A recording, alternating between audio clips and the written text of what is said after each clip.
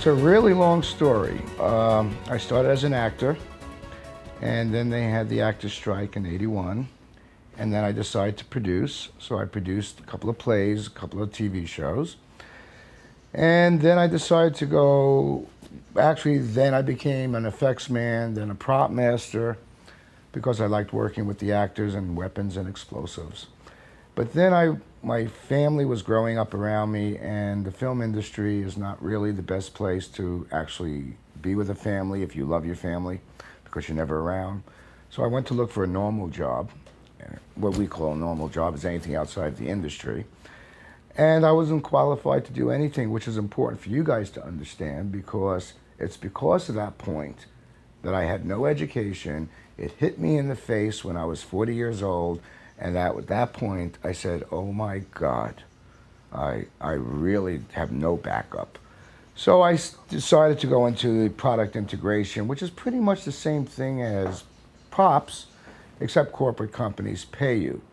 One of my biggest issues running my own business was, I don't know if you guys want to hear this, but I couldn't even finish a sentence.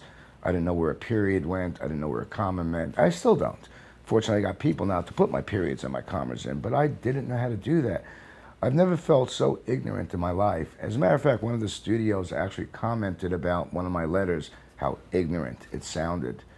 And so my advice to you guys right off the bat is finish school, then do anything else you want, but finish school. Then I basically started my company. Because of my experience as a filmmaker, there was no other agency like mine who actually understood the process of filmmaking. So when I went into advertising and I added my film knowledge, I kind of went past everybody, because the film people can relate to me better than they can relate to an advertising agency. Therefore, my company grew, and as it grew, I grew with knowledge, the education of marketing, advertising, and PR. And that's how I got here.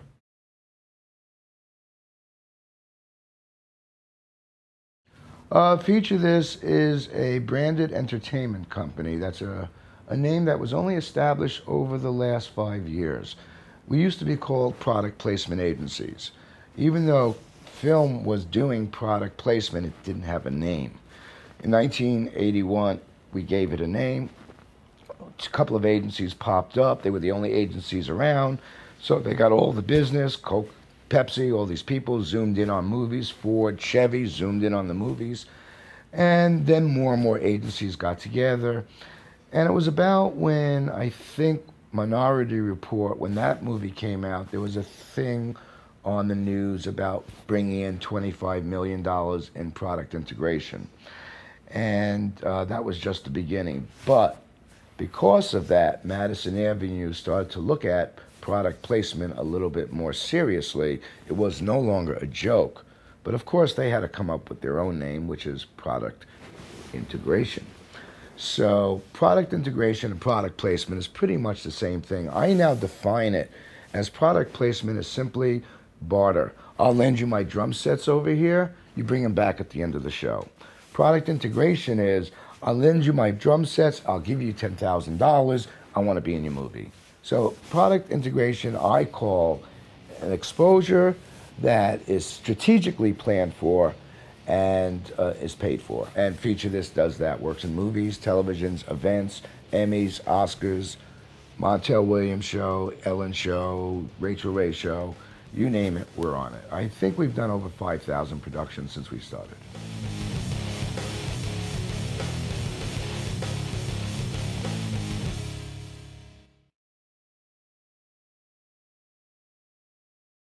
On the studio side of product placement, they basically use us to help defer. 90% still is to defer the cost of shooting a movie.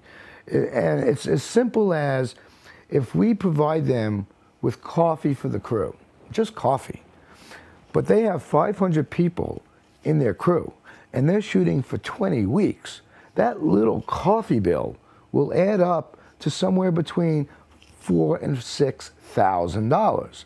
Of course, you say, so what, when the movie costs that much? But it's not just the coffee, it's the sodas, it's the waters. As you can see, keep adding it up. By the time you're done, before you even went to principal photography, what we call the craft service table, which keeps the crew happy with food and nachos, that alone will save them between $30,000 and $40,000. Now we're talking a little bit more substantial money. Well, that $30,000 or $40,000 will buy them an extra effect, that extra actor, an extra stunt.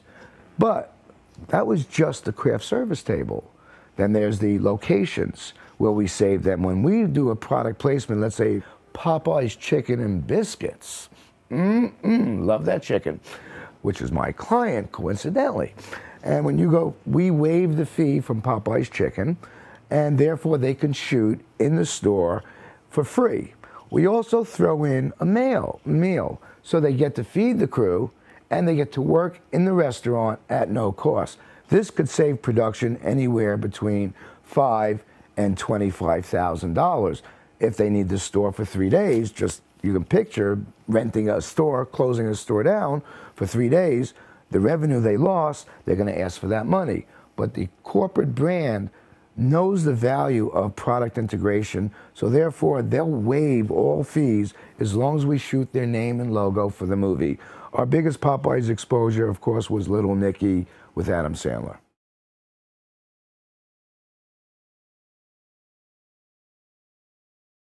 There's different variations, but with corporate brands, everything we do during the day, we handle what we would say in films, props. The pencil, your pen, your watch, the coffee cup that you're drinking when you eat breakfast, the cereal, the bowl, the milk. It's all props, and branded companies want to be that cereal, or they want to be that milk, or they want to be that tea or that coffee that you're using. But we don't just do props, we do sets, events like Emmys. Our brands want to be at the Emmys, we do those silly gift bags.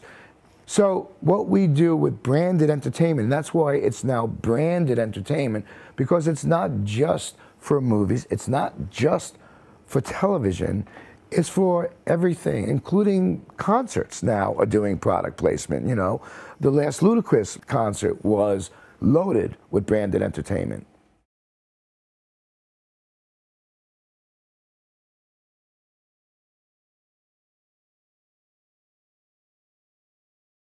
At my company, fortunately at this point, it has not happened. It doesn't happen that often. It has happened, but there is no such thing as an exposure that closed the company down. So I'll do a reverse of what someone thought was negative. During the Watergate hearings, they would pick up a piece of paper and say, "Your Honor, I have this photostat copy that proves that this happened on Tuesday the 10th.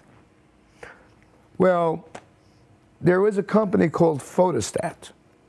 And Photostat, after 3 days of hearing this Photostat, they said, stop saying our company name.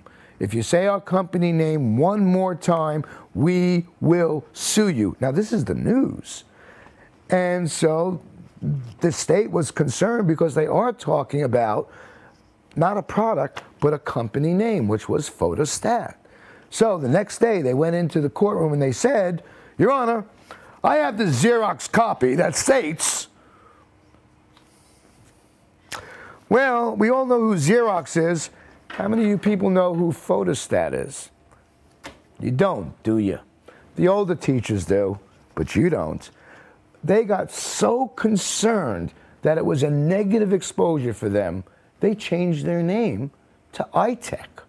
iTech Graphic Products.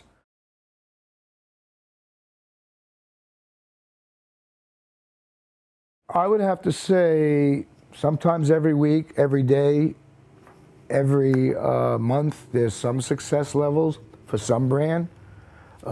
Just the other day on a TV show, The Coffee Beanery had their kiosk, the lead actors holding the brand right into the camera.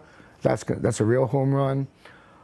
We do a lot on the Montel Williams show. We did something called Diamond Hybrid. And think about it, Montel's audience and diamonds.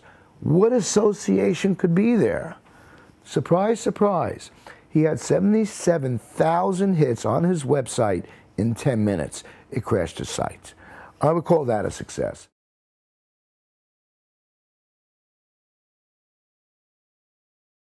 Okay, there are 4 reasons to doing branded entertainment, product placement, product integration, whatever you want to call it. The obvious is to sell products. That's, of course, I want my product in a movie, so everyone to run out and buy it. That's the obvious and the simplest. The second most important product is demographics. You students in marketing and PR, you must by now learn that every brand has a targeted demographics. The age bracket or the sex that they want to promote this brand to. So we know today, in the old days of making movies, they didn't care about demographics. It was purely entertainment. It was a new forum. People ran to the theaters. When TV came out, they went in front of the TV set. They didn't care. But as we grew as a people, as we go into the computer age, as we watch CNN with the ticker tape going on the bottom, 2 guys talking about somebody getting killed or murdered, and the temperature of the different cities popping up over here. Today, we can say, give me something over here too. I have a dead time. But in the old days, they used to just watch the mouth or the head, and that's all they watched. They didn't see above, they didn't look below. Today, we're more sophisticated. Our eyes, everywhere we go, roam differently than our ancestors did. When we watch a movie, we don't watch a movie the same way our parents watched the movie or grandparents. They used to just watch the actors. So if there was a mic in the picture, one of the most common things a director would say is, don't worry, they'll never notice it. And most times, they didn't. You have that mic in the picture today, I assure you, 95% of the people walk out of the theater and say, did you see that microphone? Because today, going to the movies is not just entertainment, it's also education. It's walking out of the theaters. Our grandparents didn't talk about whether they liked the cinematography. They didn't talk about whether they thought that they were cast wrong. We all become specialists in filmmaking. So when we come out of a movie, we say, you know, I would have had Brad Pitt play that role, not George Clooney. Did you see that shot over the mountain, how beautiful it was, the cinematography? Hey, did you see how long that shot was? So we talk about the photography, we critique the acting, we critique the casting, we talk about everything. We even say, wasn't that product placement a little blatant? Or wasn't that a perfect product placement? What is a perfect product placement? Well, in Castaways, Wilson became its own character. The Wilson Ball was co-starring with him. That's where we are today.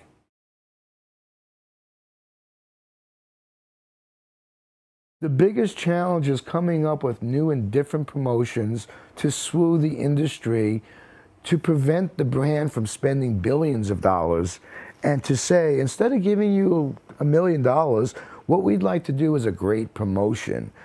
Promotion has the same equivalent of dollars, because if we provide, like in the last Bond picture with Plantronics headsets, we provided them with a multi-million-dollar promotion that they would have spent $1 million themselves to position themselves in all the Verizon stores and all the AT&T stores and all the Walmarts and all the electronic stores, the Circuit Cities. Well, Plantronics is already there. So instead of them going to Circuit City, they went to a brand who is in Circuit City and in Verizon and in all the stores. And when the movie came out, there was propaganda in all these venues which cross-promotes the brand. And remember, product placement and any advertising is all about impressions. How many people will see my product, my ad? And the more people that you bring to the brand in different venues, the more impressions it's going to make.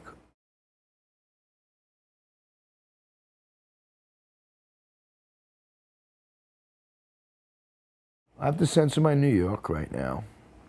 Let me think of a better way of saying it. You're screwed. But it depends with the relationships that we build with both the brand and the studio or network or production, because there is the studio, there is the network, but the production does not necessarily have to be with the studio or the network. They can be running on their own. They are all these entities that if something goes bad, well, bad meaning that they got cut out of the movie is really the worst thing, is getting cut out. Most times, if it goes bad, the studio, the production company, the producer, the director will say, look, I'm doing another movie, I'll make it up to you. Just recently, if you want to know what happened to us, is we were going to have, and I'll name names, I'll drop names. My friend Jerry Bruckheimer, we put in Jody Maroney's hot dogs in the last Transformer movies. And one of the Transformers was supposed to step on the Jody Maroney's hot dog cart. Well, they did step on it, they did destroy it, but they didn't make it to the final cut. Just recently, Jerry Bruckheimer found out that the company, at the last minute, provided a $10,000 cart, serving cart, that got destroyed, and they got nothing out of it. And on his own, he called me up, his office called me up and said, we're doing Transformers 2. They are guaranteed to get a spot in that one. So that's a good example of, if something goes bad, it actually can be turned into a double positive.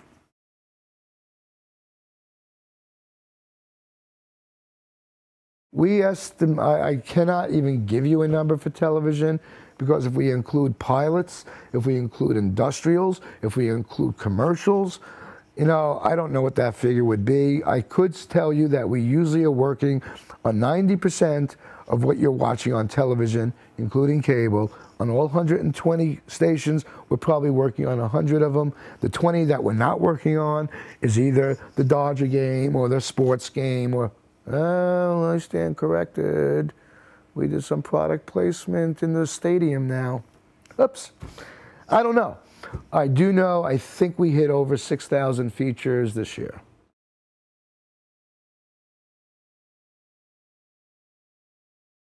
What sets us different is, to work at Feature This, you have to have worked in a movie or a TV show. You have to understand their lingo. Because if you don't understand their lingo, and what more importantly, what they go through, when there's a prop guy, a set person, or a director, or a producer, there's so many different people who work with us in the industry, including cameramen. When they come in here and they have a bad attitude, you know, I train my people to understand this guy could have just gotten yelled at in front of 200 extras, and he's here because he has to pick something up because he forgot to get it, or someone forgot to pick it up. So it's just that working with production, if you look at it as a filmmaker rather than an advertiser, they will come to you more. If they come to you more, your brand's going to get on the show, movie or TV show more. And that's what we're all about, is getting as much impression exposures for the brands. So we do whatever it takes to do it, but we don't see the advertising people will call up and say, I don't understand, why didn't you do it? I don't understand, why didn't you do it? I don't understand, why wasn't the scene in? And I understand from working in movies that scenes get cut out. There's more reasons to be cut out of a movie than to be in a movie. So my people are trained to understand that, and I think the other agencies are now learning that, but you know, when you're coming from marketing or Madison Avenue and you don't understand these people on the set, we speak our own language on the set. I was a prop master for 22 years before I started this. So when they come to me, I mean, when people come here, a prop guy will say, yeah, I'm doing a scene and they're going to be drinking a cream soda, so I want to get a bottle of Jones. So I give him a case. He goes, no, I just need a bottle. And I'll say to him, what about take two? Oh, yeah, give me two. I said, what if you break one? Oh, yeah, give me three. I said, take the case. You know, so there's a new breed of filmmakers coming up that's not like the old filmmakers, so I won't even get into that. But at one time, property were the gods on the set. They did everything for every department. And somewhere along the line, I don't know what happened, but it's losing its respect.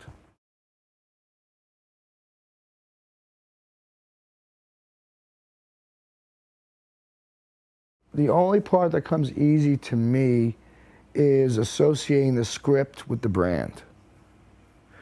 All the other stuff, that finance stuff, that's my wife.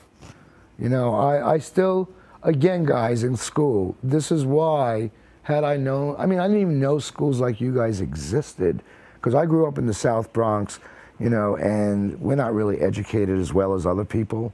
I mean, I was afraid to tell people I was an actor until I was 25, that I wanted to be an actor. You know, in the Bronx, you want to be an actor? Hey, act that out, buddy. So I kept quiet until I realized that that's who I am. And it took me a while to find myself. I just regret, and that's why I told you I wanted to do this. This is one of the reasons I agreed to do this to you people who are listening, is that I learned from life that if I had the proper education with, I mean, even in high school, if I took the business course a little more seriously, my company would be doing, and I'm not exaggerating, 20 to 50 times better had I known how to put a company together the right way.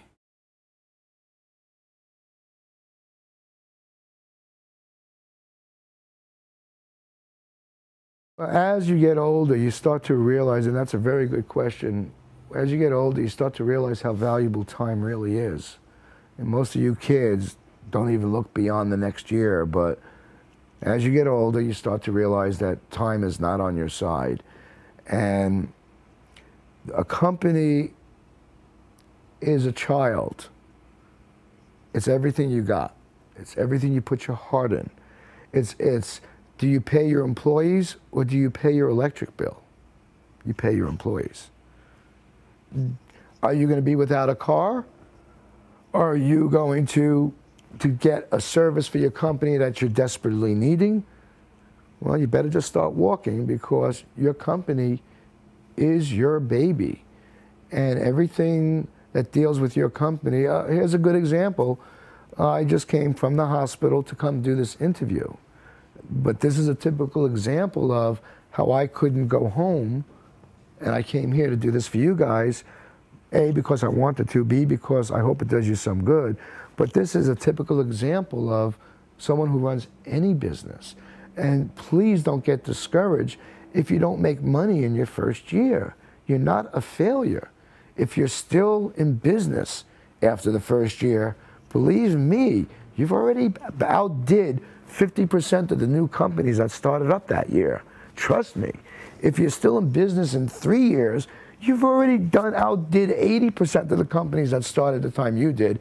And if you're in business 5 years later, even if you're not making money, you're still ahead of 90% of the businesses that started when you did. Okay, I'm in my 13th year. When the hell am I going to make money? Look, don't get me wrong, I'm living, I have a home, I pay my bills. I just don't have that extra, because the extra goes into the company. Any extra dollars I have, if I should get a bonus from a company of $30,000, it doesn't go in my pocket, because I'm a smarter businessman without the education. It goes into the company, so that I can get another employee to relieve the stress of the other employees who are working harder than they should be already. So, and that's another thing about running a company, guys. Don't ever underestimate your receptionist. Don't ever underestimate the smallest person in your company. If you know anything about chess at all, most people think the queen or the king is the most important piece of a chess set. Any professional chess player will tell you it's the pawn. It's the smallest piece. It's the weakest piece. It's the one that has the least amount of power. But the pawns protect all the other generals and captains. And of course, if you're going to cut someone's head off, you cut a pawn. You don't cut a general.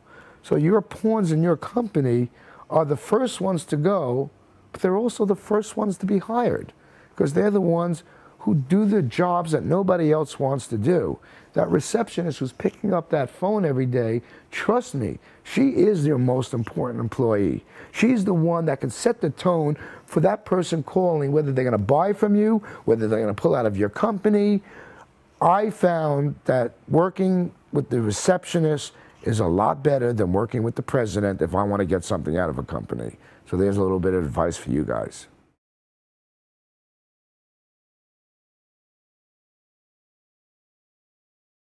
Not on the film side. I was very shocked on the corporate side to find out that there is discrimination, and it really made me sick to my stomach.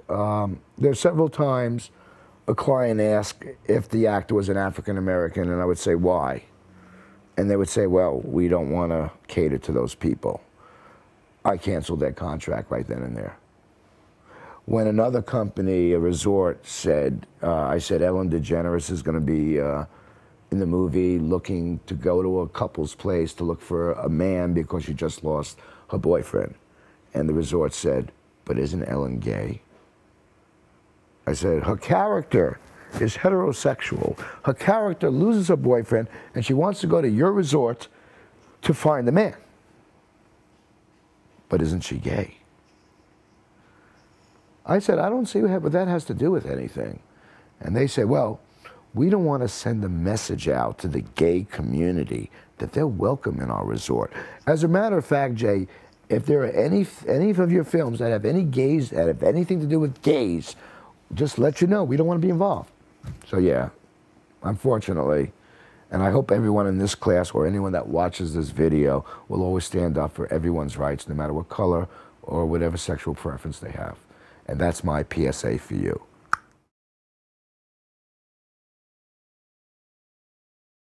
My personal goals isn't what you would think it is.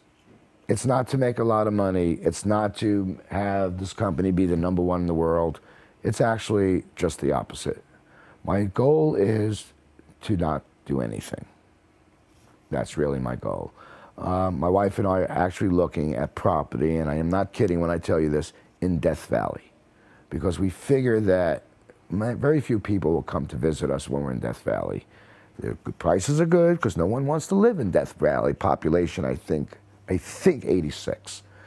And we just want to wake up and enjoy our lives. And you have to understand, the reason I was able to take my company where it was is I didn't join the workforce when I was 21, 22, as most college kids are.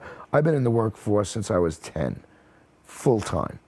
And I'm tired of work. I mean, I've already worked the same amount of years as anybody would work after they retire. I just happen to be younger because I started earlier. And I'm ready to stop, but that's my goal. My personal hero, and I don't want to sound corny, is my wife. Without her, none of this would have happened. Because my wife was putting the period in for me, eventually typing my letters, eventually leaving her company because she was doing my accounting and she was doing her company's accounting, except I started to get more busy than her company, and she left her company to work here. And this company would not be where it is without my wife. I don't have to pay her. If I had to pay her, I would have been bankrupt a long time ago. You know, we both make the same salary. I don't think anyone has heroes anymore today. And if they are, they're not heroes for the right reasons. They're either a sports hero or an acting hero. I guess my hero would be Albert Einstein then, or Alexander Graham Bell, or someone who's made a significant change in our lives.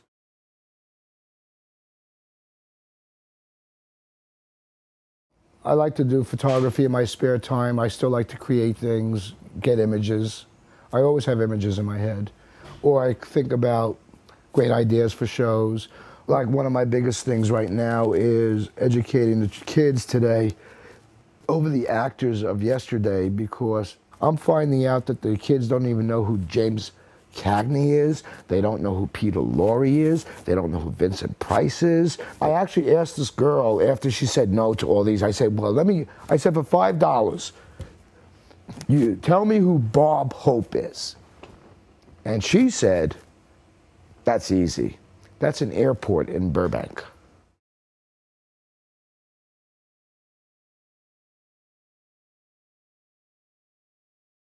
One of the things my company is most proud about is representing Zildjian. Zildjian for your information, is the oldest company in the world. They were a family-owned business. They're still a family-owned business since 1640. Pretty impressive. You should ask them what their secret is. I don't know. I can't work with my sister for 2 days, let alone 300 years.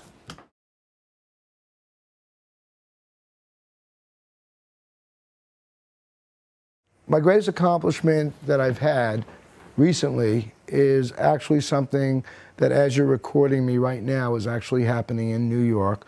It's a story about a girl named Megan Williams, and you can look her up in the internet. She's all over there. And Megan Williams was raped and tortured by 5, they say white supremacists, 5 bad people, and put her in really bad shape. So Montel's having her on the show, and he asked me if there's anything we can do to help her. So after reading the article that said that she would like to get her GED and go on to nursing, I decided to call a local tutoring service in West Virginia, and I asked them if they wouldn't mind giving this girl free tutoring lessons to help her get her GED, which we will mention on the air. And this is a product placement, because they're going to mention on the air that X company, I don't have it handy right now, X company will be providing her with private tutoring service. It has a value of $50 an hour.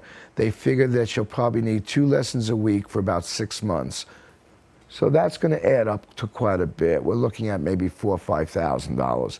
So then after that, if she passes her GED, I'm very proud to say I've arranged for her to get an associate scholarship valued at $42,000 from ITT Technical School, who will help her, once she gets her GED, to get into the school and to help her head towards either being a nurse or a medical technician, but she'll have a choice in life, and it's all paid for, so for 2 years, she's taken care of.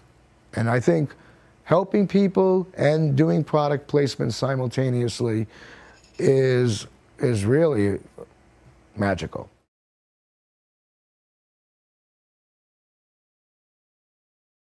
I think what's going to change is television.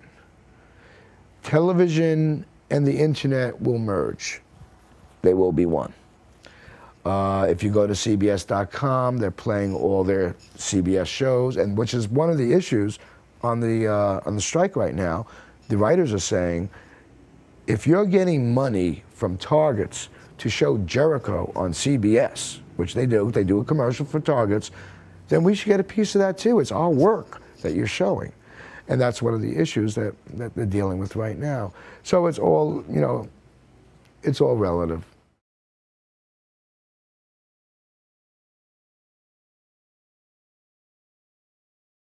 I would like to give one message to everyone who's thinking about starting a business. And this has nothing to do with business. It has to do with reaching goals. And the best way to reach your goal is you write down on one page what's preventing you from getting your goal. You write down on the other page what you need to do to get to your goal. And write down everything you can think of, the silliest, stupidest things. And after you got the list of what's preventing you from starting a business or doing what you need to do in life, then look at that list seriously and throw away the stupid walls that you purposely put in to give yourself an excuse not to do something. You'll see them when you write them down. Believe me, you'll only see them when you write them down. I can't do this because my aunt is sick. I'm sorry, that's not a reason. But when you pull out all your stupid reasons, then you truly have your real list. And guess what? If you cross off one thing from that list every week, every month, every year, as long as you cross off something, guess what happens when you cross off the last one? You're there. Good luck.